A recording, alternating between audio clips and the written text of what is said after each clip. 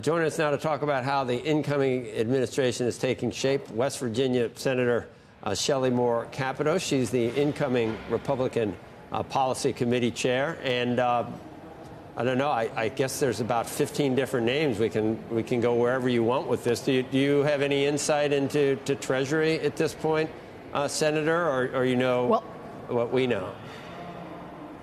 I sort of know what you know. I will say it's going to be an exceedingly important appointment because of what the president ran on. He ran on economic growth and world dominance in terms of our own energy and also our own economics. So I think he's looking probably at each of these candidates carefully to see how they will fit in and what their past has shown that they can move forward. So I look forward to it. I think it's an important pick, and I think he feels that way too, which is why it's sort of one of the moving down the line in terms of one of the latter ones.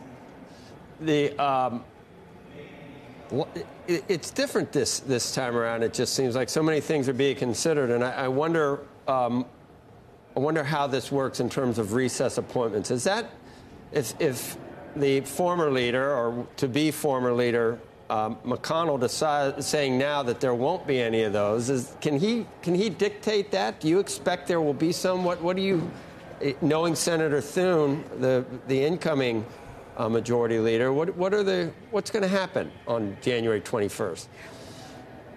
Well, you mentioned at the very beginning of that comment that it's different this time, and it is different. The president had a team led by Linda McMahon and Howard Lutnick that have been vetting individuals, looking at individuals way previous to the actual election. And you see these folks rolling out rather rapidly. So you know they were in the pipeline and actually being considered much earlier than the election. That is much different than the first Trump administration.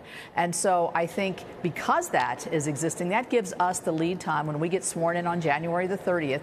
We can then begin to have hearings, even though the president can't make the formal appointments until January the 20th when he's sworn in. But we can be ready. And I think many of these, that's what you're going to see. You're going to see us already have completed sort of the pre-work so that we can get these quickly, efficiently. And that will lead to, I think, sort of calming down this whole question of recess appointments.